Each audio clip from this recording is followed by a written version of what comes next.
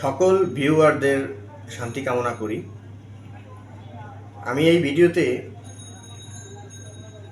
আমি একটি কষ্টের কথা বলবো। সেটা হলো যে আমি সবসময় মানে মূল বিষয় আমার আমার মূল মূল বিষয়টা আসলে আমি ফলো করি। অনেক মানুষের অনেক ধরনের নেচার থাকে, তার ভিতরে আমার ভিতরে হলো মূল বিষয় গোড়াগড় এরকম। সে দৃষ্টিকোণ থেকে আমি একটি দেশের জাতীয় উন্নতির লক্ষ্যে আসলে শিশুদের গুরুত্বটা আমি খুব বেশি দেখি। সেই শিশুদের গুরুত্বটা এই দেশে আমাদের বাংলাদেশে একটু দুর্বল অবস্থায় আছে, কারণ মানে এদের মানে এই যে ঘুমানোর জায়গা বা এই খাওয়ার এইগুলা নিয়ে খুব ব্যস্ত, মানে মানে তাদের পেটে খিদা, এই জন্য বাচ্চাদের অন্য মানে যেগুলা স্বার্থবিহীন, মানে স্বার্থ নাই, নগদ নগদ স্বার্থ নাই, এই জায়গায় সময় দিতে পারে না। এর জন্য বিশাল একটা ভুল হয়ে যায়, মানে একটা অসুবিধা, বিশৃঙ্খলার একটা জায়গার থেকে আমরা বের হইতে পারতেছি না। এই জন্য আমি মূল বিষয় যেহেতু পছন্দ করি, সেই মূল বিষয়ের দৃষ্টিকোণ থেকে আর শিশুদের আমি খুব গুরুত্ব দিই, যে শিশুদেরকে ভালোভাবে মানুষ করতে পারলেই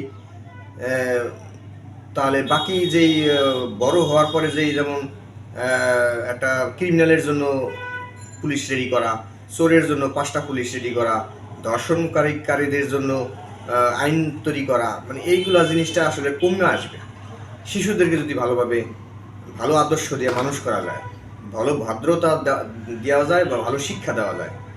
সেই শিশুরাই আসলে এই বাংলাদেশে খুব দুর্বল অবস্থায় আছে। এদের জন্য ভালো কোনো বিনিয়োগ নাই বা ভালো কোনো প্রস্তুতি নাই, বা মানুষরাও সেই দিকে দৃষ্টিটা ভালো রাখে না। বড়লোকের মানে যাদের টাকা পয়সা আছে, যারা শিক্ষিত, তারা হয়তো একটু বাচ্চাদের নিয়ে একটু চিন্তা ভাবনা করে, কিন্তু যারা গ্রামগঞ্জে আছে অশিক্ষিত, জ্ঞান কম, তারা আসলে বাচ্চা জন্ম দিতেছে কিন্তু সেটার গুরুত্বটা কি হওয়ার কথা ছিল সেটা জানে না। সেই ধরনের মন মানসিকতা নাই, কিন্তু বাচ্চা জন্ম হইতেছে, কিন্তু তাকে রক্ষণাবেক্ষণ করার ভালো দক্ষতা তাদের ভিতরে নাই। তো এটাতে আসলে দেশের ভিতরে একটা বিশৃঙ্খলা সৃষ্টি হয়েছে, কারণ এরা ভালো শিক্ষা না দেওয়ার কারণে তারপর খাবার দাবার জীবিকা অর্জনের জন্য তারা মানে বড় হয়ে তো সমাজের ভিতরে এই জায়গাটা নিবে, জীবিকা অর্জনের জন্য আসে তারা ওই ভালো কোনো কর্ম না করার কারণে বিভিন্ন ধরনের মানে চিন্তা ভাবনা করে, যে চিন্তা ভাবনাগুলো এই মানুষ এই দেশের বিশৃঙ্খলা সৃষ্টি হইতেছে। যাই হোক, আমি যে বিষয়টা বলতে চাইতেছি, সেই শিশু শিশু যে করি আমি, সেই যে মূলের যে বিষয়ে আমি বেশি চিলাচিলি করি, এই অসচেতন বা যারা চিলাচিলি করে না তাদের ভিতরে করে তো আসলে কোনো উপকার পাইতেছি না, মানে হাই হুতাশের মধ্যে জীবনটা কাটাইতেছি। সেই শিশুদের মূল্যায়ন করতে যে আমার কি কষ্ট, কোন কোন ধরনের ত্যাগ স্বীকার করে আসলে আমি এগুলা করি, সেটা একটু আসলে জানাইতে চাই। এখন দেখা গেছে একজন মানুষ শিশু শিশু করি, মানে কেন, মানে মানে এটা উদ্দেশ্যটা মানে কতটা গুরুত্ব আমার কাছে, সেটা যদি আমি কষ্টের কথাটা না বুঝাই, তাহলে মানুষ আসলে সেটা কিছু বুঝতে পারবে না। বরং এই আমার যেই বুঝটা বুঝাইতে চাইতেছি সেটার ভিতরে মানুষ অন্য কিছু বুঝতেছে।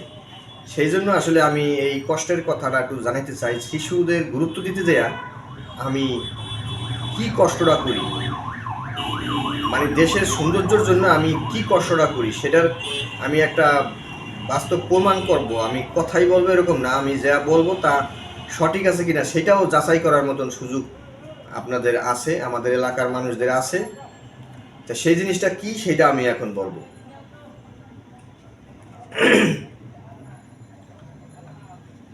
সেটা হচ্ছে যে আমি ঢাকায় ছিলাম বাচ্চাকে কোনো এক সময়, বাচ্চা 6 মাস বয়সে আমি ঢাকায় ছিলাম। পরবর্তীতে 5 বছর বয়সে আবার মাদারীপুর চলে যাই। ঢাকায় যে সময় ছিলাম বাচ্চার, সেই সময় ছোট একটা বিষয় নিয়ে মানে বা ঢাকায় নিয়ে আসা হয় বাচ্চার। সেটা হলো যে বাচ্চাকে তার ওই যে স্যানিটেশনের প্রবলেমের কারণে মানে মাঝে মাঝেই লুজ মোশন হইতো। তাই লুজ মোশন বেশি হইলে মানে তার রোগ প্রতিরোধ ক্ষমতা কমে যাবে, বা তার যে শরীরের গোশ মানে মাংস নরম হয়ে যায়। হ্যাঁ, তার খাবার দাবার দামি দামি খাবার খাওয়াইলেও সেটা কাজে লাগে না। তা সেই ক্ষেত্রে আমি মূল যেহেতু বিষয় পছন্দ করি, সেখানে আমি স্যানিটেশনের ব্যাপারে গুরুত্ব দিয়ে আমি তাদেরকে থ্রেট মানে তাদেরকে চাপ সৃষ্টি করি যে আগামীতে যাতে বাচ্চার আশপাশের পরিবেশ বা সব পরিষ্কার যাতে থাকে, এই বারবার যাতে এই লুজ মোশন না হয়, এমনকি বাইরের অ্যান্টিবায়োটিক ওষুধপত্র যাতে না খাওয়ান লাগে। তো এইগুলোতে তার মেধা বিকাশের জায়গায় প্রবলেম হইতে পারে।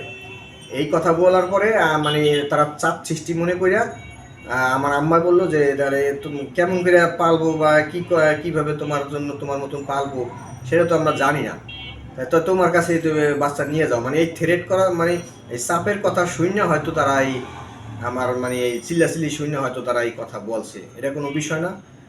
তাই আমি তো সেই সময় চাকরি করি, দূরে থাকতাম, তা আমি তো এটা বলতেই পারি। সেই দৃষ্টিকোণ থেকে তারা আমাকে এই কথা বলার পরে আমি 4 দিনের ছুটিতে গেছিলাম। সেই ছুটির সর্বশেষ দিনের দিন মানে এই কথার বিপরীতে কি কথা হইতে পারে, তাছাড়া ঠিক আছে নিয়ে যাই, আমি সেটাই করছি। মানে আমি কোনো সময় কাপুরুষের মতন মানে আমতা আমতা করি না, আচ্ছা ঠিক আছে পারো না, না এরকম করে করে করবো, মানে এরকম আমি করি না। আমি পারবা না, আচ্ছা ঠিক আছে এই ব্যাগ ট্যাগ গুছাও।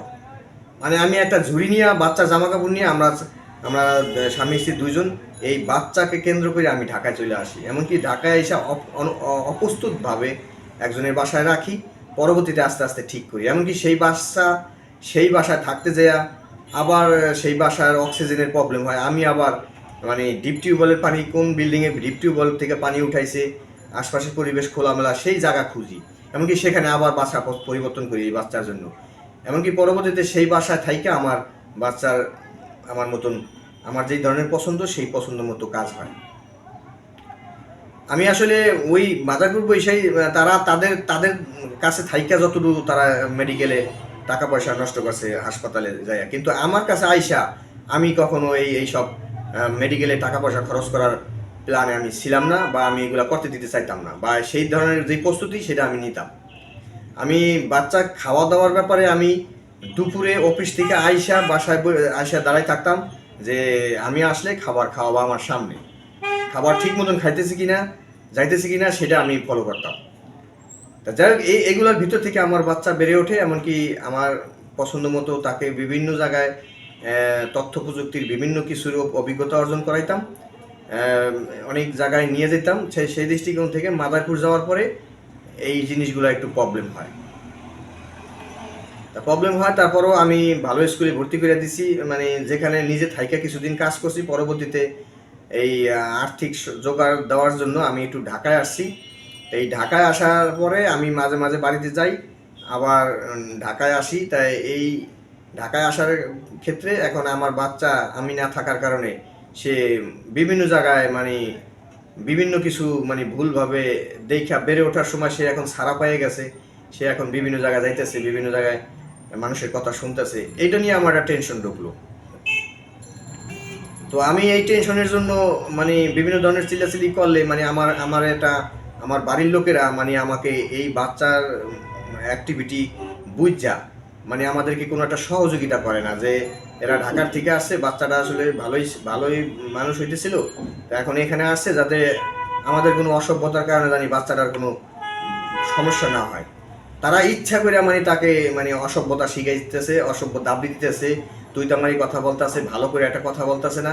তো এইটা নিয়ে আসলে আমি একটা যন্ত্রণার মধ্যে পড়লাম। এই যন্ত্রণার ভিতরে পড়ার কারণে মানে তারা আমার একটা মানে শত্রুর মতন আর কি ব্যবহার বাড়ির মধ্যে চলতেছে, যে তারা আমাকে এই ব্যবহার দিবে না, তাদের মতন তারা থাকবে, আর আমি এইগুলা চাই কেন, আমাকে এটা আমি জানি না চাই। মানে আমি তাদের ভিতর থেকে আসছি, তাদের মধ্যে থেকে আমি তাদের সমাজে থাকি, তাদের মতনই জানি আমি থাকি, মানে তারা সেটা চায়, কিন্তু আমি যে কোন ভালোটা নিয়ে থাকতে চাই সেটা তারা ভালো জানতে চায় না, থাকতেও দিতে চাইতেছে না। তাদের মতন যদি আমি মিলে থাকতে পারি তাহলে ভালো, আর যদি আমারটা নিয়ে আমি থাকতে চাই, আমার জিনিসটা তারা নেয় নাই, মানে তারা এইভাবে হবে না। এই দুইটার একটা বিরোধের কারণে একটা বিশাল ফেতনা ফাসাদ সৃষ্টি হয়, ছোটোখাটো অনেক বিষয় নিয়ে কথা হয়। মানে স্যাক্রিফাইস বলতে একটা বিষয় আছে, মানে বিনয়ের একটা বিষয় আছে, যে ভালোর উদ্দেশ্যে ভালো মানুষকে ভালো মূল্যায়ন করা, সেই ব্যবহারটা বাড়ির ভিতরে পাওয়া যেতেছিল না। তারপর আমি একটা নিরহ মানুষের মতো আসলে বাইরের ভিতরে থাকছি। একটা পর্যায়ে আসলে আমরা আমাদের চিন্তা বাদ দিয়ে আমার বাচ্চার চিন্তা করে আসলে আমি একটা পরিকল্পনা করলাম যে আমরা এলাকায় বা ঢাকায় তো এখন আর যাওয়া সম্ভব না, তা আমরা মাদারপুরেই থাকবো। তাই সেক্ষেত্রে আমরা একটু বাসাটা চেঞ্জ করব, মানে স্থান পরিবর্তন করব, যেখানে আসলে রোশনির মাথার পাশে জানি আর কোনো বিভিন্ন ধরনের কোনো চিন্তা ভাবনা জানি না আসে, মানে একদম একটা নিয়ে একটা এই বিষয়টা জানি থাকে, মানে কারণ এখন তো তার লেখাপড়ার বিষয়, তার লেখাপড়ার বিষয়টাই জানি মাথায় থাকে। এর বাইরে যাতে মানে বিভিন্ন ধরনের চিল্লাচিল্লি না থাকে, কারণ মানুষ বিভিন্ন কিছু নিয়ে বিভিন্ন কিছু মানে একটা জিনিস হয় না, যে কোনো একটা জিনিস করতে গেলে সেই সময় সেই জিনিসটার উপরেই মনোযোগী থাকার দরকার। তো এখন যেহেতু লেখাপড়ার বিষয়, শিক্ষার বিষয়, সেই শিক্ষার বিষয়ের ভিতরে শিক্ষার ভিতরে একটা ভালো মন মানসিকতা থাকার দরকার। নিয়মিত স্কুলে যাওয়া, পড়া, টাইম টু টাইম পড়া, সময়ের মূল্য দেওয়া, এই জিনিসগুলো বাচ্চাদের খুব গুরুত্বপূর্ণ। এর বাইরে এখন অন্য ওই যে দাওয়াত খেতে যাওয়া, তারপর এই মা বাপের সাথে বিভিন্ন জায়গায় যে সময় নষ্ট করা, ঝগড়ার সাথে দাঁড়াই থাকা, তারপর বিভিন্ন ধরনের খেলাধুলা করতে যেয়ে মানুষের লাগে ঝগড়াঝাটি করে অহংকারী হওয়া, এইগুলা করতে গেলে আসলে এইগুলার ব্রেনের মধ্যে ঢুকতে গেলে আবার এই পড়ালেখার এই সাইডটা একটু দুর্বল হয়ে যায়। যারা পড়ালেখা করবে তারা সবসময় পড়ালেখাই করবে, তাই সেই নিয়ে এতে আসলে তাকে ব্রেনটাকে শান্ত করার জন্য, ব্রেনটাকে মানে যাতে বিভিন্ন কিছু না ঢোকে এই মুহূর্তে, সেই জন্য আমি একটা পরিকল্পনা করলাম যে একটু নিরিবিলি থাকার জন্য বাসা পরিবর্তন করতে হবে, এখানে মানে বেশি ঝামেলা হয়ে যায়। সেই জন্য আমি বাসা পরিবর্তন করার সিদ্ধান্ত নিই। আমরা পরিকল্পনাটা এভাবে সাজাই যে আমরা যেই বাসায় ভাড়া নিতে যাব, সেখানের যেই ভাড়া, সেই ভাড়া আমার যেই বাড়ি কষ্ট করে আমি করছিলাম চাকরি কইরা না খাইয়া, সেই বাড়ির ভাড়া যা পাবো তা নতুন বাসার ভাড়া 4/3 পাইয়া যাব, দোকান আর বাসা দিয়া 1 ভাগ ভাড়া আমার গুছাইতে হবে। সেটার বিনিময়ে আমি পাবো আমার একটা সুশৃঙ্খল পরিবেশ, শান্ত একটা পরিবেশ, ভদ্র একটা পরিবেশ, সুস্থ সুরক্ষার একটা পরিবেশ। সেই নিয়ত করে আমি ভাবলাম যে এটু আমার করার দরকার, তাহলে আগের মতনই আমি সমান সমান এরকম থাকবো। আমি আমি মানে ঢাকা থেকে গেছিলাম যে আর বেশি বেশি কাজ করব না, এখন বাচ্চার পিছনে সময় দেবো, এই পরিকল্পনা করে আমি কাজ করতেছিলাম। আমারটা সুন্দরই ছিল, কিন্তু আমাকে সেই বাড়ি ছেড়ে দিলাম। আমার বাড়ির থেকে বের হয়ে আমি নতুন বাসা ভাড়া নিলাম। ফেব্রুয়ারিতে আমি বাসা ভাড়া নিলাম। ফেব্রুয়ারিতে বাসা ভাড়া নিয়ে এই ফেব্রুয়ারি থেকে এই অক্টোবর মাস পর্যন্ত, আজ পর্যন্ত আমি ওই টাকা গুছাইতে যাইয়া আবার বিভিন্ন জায়গায় আমার খরচ হয়ে যায়, মানে আমি এটা গুছাইতে পারতাছি না। যেমন ওখানে কি মানে টাকাটা কত গুছাইতে পারতাম, যেমন 5,000 টাকা করে যদি আমি রাখি, তাহলে আমার 5 × 12 = 60,000 টাকা হবে হইলো 1 বছরে, কিন্তু আমার অনেক টাকা লাগবে 1 লক্ষ। সেই এই এই এই প্ল্যানের ভিতরেও আমি কারো কাছে টাকা চাইতে যাই না, কোনো লোনের কোনো চিন্তা ভাবনা করতে চাই না, সেইভাবেই বাড়িঘরটা পস্তাছে। কিন্তু আমার মনের ভিতরে সেই টাকা গুছাইয়ে আমার কাজ ধরতে হবে, এই পরিকল্পনা নিয়ে আমি আগাইতেছি। এর ভিতরে আমি এই বাচ্চার মেধা বিকাশের জন্য বিভিন্ন ফাংশন চলে আসে। সেটা যেমন ফেব্রুয়ারি মাসে বাসা চেঞ্জ করছি, 21শে ফেব্রুয়ারির দিন তার 21শে ফেব্রুয়ারিতে যাইতে হবে। তা সেটা বিগত দিনে আমি ঢাকায় প্রোগ্রামে অ্যাটেন্ড করতাম, মাদারীপুর থেকেও আমি অ্যাটেন্ড করতাম রাত 12টা 1 মিনিটে। সেই ধারাবাহিকতায় এই আমি নতুন চাকরিতে ঢাকায় আসার পরে সেরকম একটা পরিবেশ সৃষ্টি আইসে পড়ে, 21শে ফেব্রুয়ারি আইসে পড়ে। সেই 21শে ফেব্রুয়ারিতে আমি সবই জানতাছি যে 21শে ফেব্রুয়ারি আসছে, তা বিগত দিন তো বাচ্চাকে নিয়ে যাইতাম, তাহলে তো যাওয়ার দরকার। কিন্তু অফিসে তো আসলে কিভাবে ছুটি চাবো, কারণ কিছুদিন আগে ছুটি নিছি, এখন আমি চুপচাপ রয়েছি। কিন্তু আমার বাচ্চা আমার ফোন দিয়ে বলতেছে, আব্বু 21শে ফেব্রুয়ারি আসছে, যাবা না? এই কথা বলছে। এখন আমি এখানে আর অন্য কোনো ভুয়া বুঝাই নাই গেছে, না এখন যাওয়া লাগবে না বা মানে কি, তার মানে হেলে পিছনে যে গেছিল সেই গ্যাস যাওয়ার ভিতরে তার একটা মানে অসৎ ঢুকে যাবে আর কি, যে ও আগে গেছে মানে যাওয়া লাগে না। মানে আমি সেই ধারাবাহিকতা রানিং রাখার জন্য আমি হ্যাঁ আসবো, আমি আসতেছি, আমি স্যারের কাছ থেকে রিকোয়েস্ট করে আমি বিনয়ের সাথে কথা বইলা দয়া করে আমাকে ছুটিটা দেন। দেওয়ার পরে আমি 2টা পাঞ্জাবি কিনা আমি গাড়ি ভাড়া দিয়া আমি সেই রাত 12টা আমি বলছি তোমরা বাসা থেকে রেডি হয়ে আসো, আমরা এখান থেকেই অ্যাটেন্ড করবো 21শে ফেব্রুয়ারিতে। সেই ওখানে বসে পাঞ্জাবি পরিয়া আমরা 21শে ফেব্রুয়ারিতে অ্যাটেন্ড করি, এমনকি পরবর্তীতে বাসায় যাই, পরের দিন আমরা অফিসে আসি।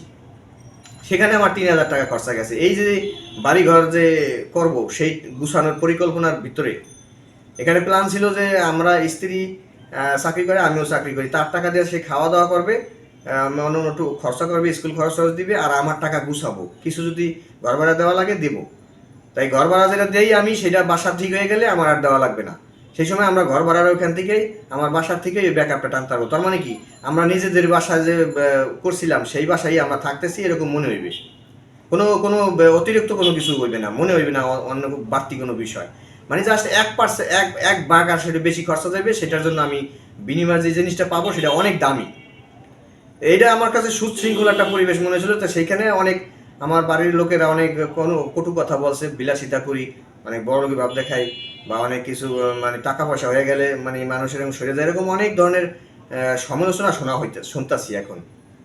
যেমন আশপাশে গ্রামগঞ্জের মানুষরা বলতেছে পোলাপান রাজি, যেমন আমিও ভালো জামা কাপড় পরে থাকি, ভালো পরিবেশ নিয়ে চলাফেরা করি। এখন সেই জিনিসটা কেন করি সেটা ভিন্ন একটা বিষয়। সেটা সেটা অনেকেই পারবে না টাকা পয়সা থাকলেও, এটা আমি চ্যালেঞ্জ করলাম। তা সেক্ষেত্রে যেটা আমি পারি সেই জিনিসটা দেখা মানুষ এখন, এটা আসলে আমার একটা গর্বের ব্যাপার। এটা আমি এটা মনে খুশি হই যে হ্যাঁ, আমি এটাই চিন্তা করি যে আমার নাই ভিতর থেকে আমাকে যে আমি যে কেরামতি দেখাইতে পারি, সেটা যে মানুষ বলে, এটা আমি খুশি হই। এটা আমি দুঃখজনক না, তবে আমি তেমন কিছু না, কিন্তু আমি পারি, করতে পারি।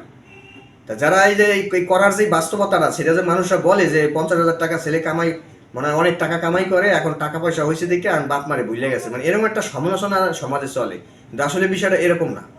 বিষয়টা হলো আমার খুবই, আমি মানে একটা খরাতি, যে মানুষের রাস্তায় দাঁড়ায় যে টাকা কামাই করে, হের থেকেও কম কামাই করে, কিন্তু আমি নিজের দক্ষতায়, নিজের চেষ্টা, নিজের হাত দিয়া, নিজের বুদ্ধি দিয়ে আমি এই পরিকল্পনাগুলো করি, অনেক মডিফাই করে আমি অনেক সৌন্দর্য থাকার চেষ্টা করি দেশের সৌন্দর্যের জন্য।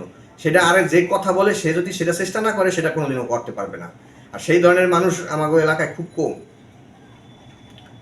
যাই হোক, মানে আমি ওদিকে যাব না। আমি বলতে চাইতেছি যে আমার এই কষ্টের কারণটা কিভাবে হইতেছে।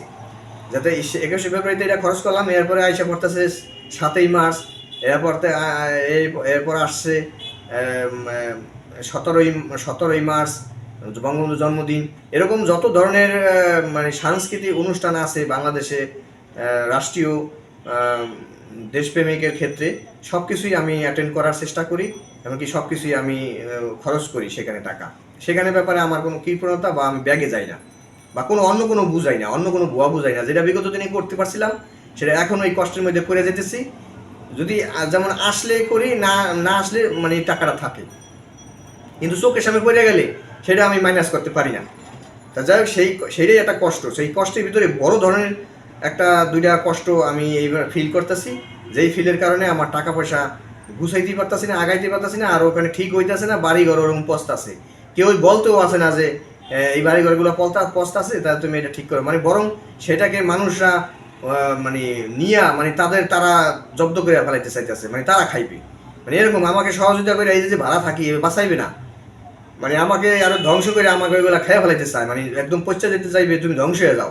মানে এরকম একটা নিয়ত করে আমার বাড়ির নিজের কাছের লোক, মানে আমার কাছের মানুষগুলা। সেই দৃষ্টিকোণ থেকে এই অক্টোবরে বা এই আগস্টে এই 2 মাসের মধ্যে আমার অনেক টাকা খরচা গেছে। সেই দুঃখের কথাটা আমি বলতে চাই যে কিভাবে আমি এগুলা করি।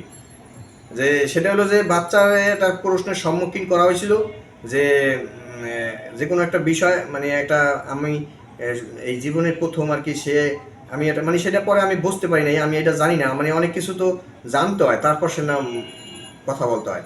তা আমি জানতাম না, না জানার কারণে আমি বুঝতাম যে এটা কেন সে এটা নিল, এরকম একটা কিছুর কারণে তাকে প্রশ্নের সম্মুখীন করা হয়, প্রেশার ক্রিয়েট করা হয় যে কেন তুমি নিছো, সেটার ব্যাপারে তুমি কতটুকু জানো। তা সেই জিনিসটা সেই সময় আমি প্রেশার ক্রিয়েট করছি, আব্বু আমাকে ভুল বুঝতেছে, এডুর কারণে হয়তো সে একটা কষ্ট পাইছে, চোখে টলটল পানি আসছে। সেইটার জন্য আসলে আমি এই কষ্টটা পাইছে, মানে এই টলটল পানি পরে নাই আন্তরিক, মানে মারামারি তো দূরের কথা, তাকে শাসন করার ব্যাপারে দাবড়ি দুবড়ি দেওয়া তো দূরের কথা, চোখে পানি টলটল করছে। তাতেই আমি এই তারে নিয়ে আমি ছুটি কম, অল্প সময়ের জন্য বাসায় যাই, একদিনের জন্য যাই। তাই রাত্রে এরকম ঘটনা ঘটলো, তাদের বাচ্চার সাথে তো মিট হইলো না, মানে ভালো কিছু দিয়ে মিট হইলো না। তাই বা আমি সকালবেলা উইঠাটা চিন্তা করলাম যে বৈশা বৈশা উপস্থিত ক্ষেত্রেই যে রোশনি তাহলে কালকে রাতে এরকম আমাকে আমার সাথে একটা ভুল বোঝাবুঝির মতন পড়লো, এই বিষয়টা জানি তার হৃদয়ে দাগ লাগাই জানি বৈশাই না থাকে, মানে এটা জানি না থাইকা যায়।